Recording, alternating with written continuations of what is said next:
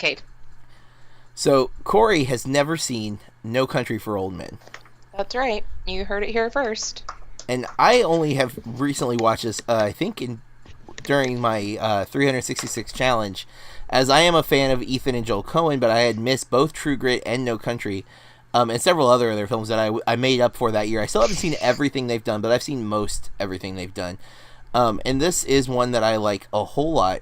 It is, as noted, directed by Joel and Ethan and written by them as well, among others apparently. But it stars Tommy Lee Jones, Javier Bardem, Josh Brolin, Woody Harrelson, Kelly MacDonald, and then it just basically, these are all kind of just random people after that. Stephen Root has a bigger role than a couple of these other people are listed. But um, I will talk more about my thoughts, but we want to get your initial thoughts, Corey. After watching this, I'm a little worried because it does have a darker tone, and in the past you've not liked that. So, what are your thoughts of No Country for Old Men from 2007? I ended up not purchasing this because I'm really bad with managing my time, and then, oh, it was Friday, and I had a birthday party to go to, and also hadn't watched the movie.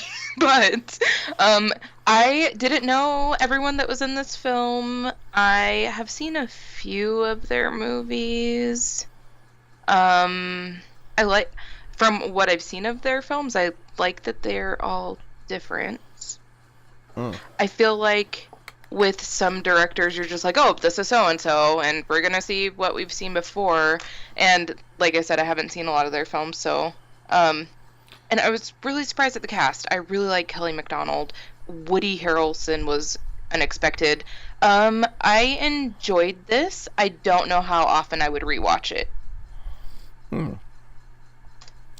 I actually think I could rewatch this a lot more than I would have initially thought, because I was kind of not disappointed that you picked this, because I loved this when I watched it the first time, but I was like, man, we've been really good about getting a movie that both of us hadn't seen recently. Hmm. And so I was kind of like, oh, this is like one of the rare ones where I've seen it, um, especially so far this year. I think everything we've watched I have not seen Oh. until now. And so I was a little like, not disappointed, but like, oh man, I wish this was something I hadn't seen.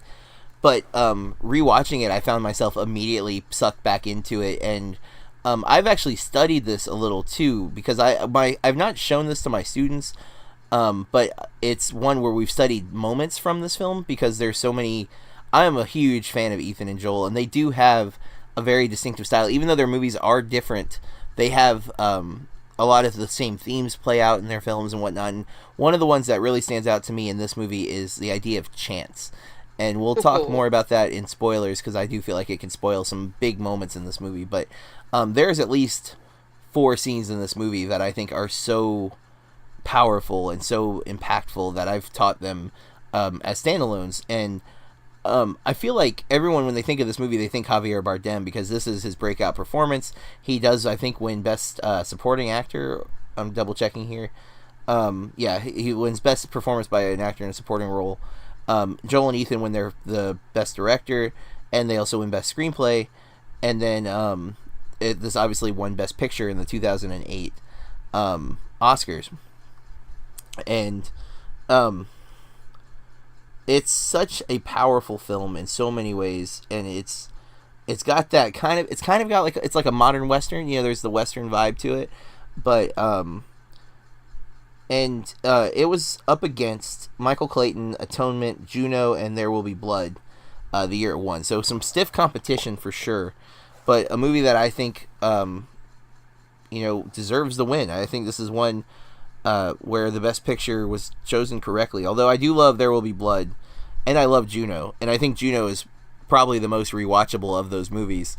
I still haven't seen Atonement or Michael Clayton, but yeah, I'm a fan for sure.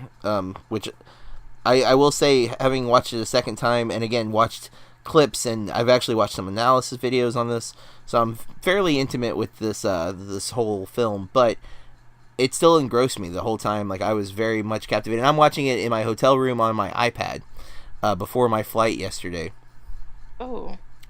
and I still was like completely engrossed in it, and just enjoyed the whole thing. I find the performances to be outstanding. It's one of I've become a really big Josh Brolin fan.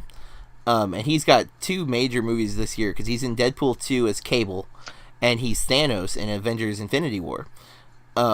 But I generally like Brolin, and I really love him in this movie. I thought his performance as Llewellyn Moss is just outstanding. Which they must and love stands that up. name. Go ahead, sorry. Yeah. And again, we would then get inside Llewellyn Davis, which is spelled the same. So, or I guess maybe it's Llewellyn Davis. I don't know. I thought that they call him Lewin in the movie. I thought so too, but here it's Llewellyn, right? It might be that accent, though. Maybe. I don't know. Different time periods too, obviously, because this is set. It's not very distinctive. Yeah, it's 80s is I think what we're going for. There's no cell phones that we see in the movie. I don't believe, right? No, and I thought that they said something about 3 years ago was 1977 or something. Oh, you're right. I think you're right. Yeah, I think they do say that. So I can't remember what in reference to, but yeah. So it's that makes the movie I think pretty compelling too at times because if there were cell phones, some of the scenes would play out very differently.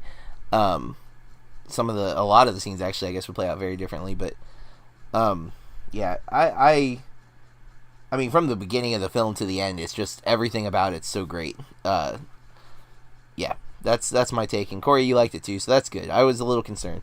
I did like it. All right, well that's the non-spoiler review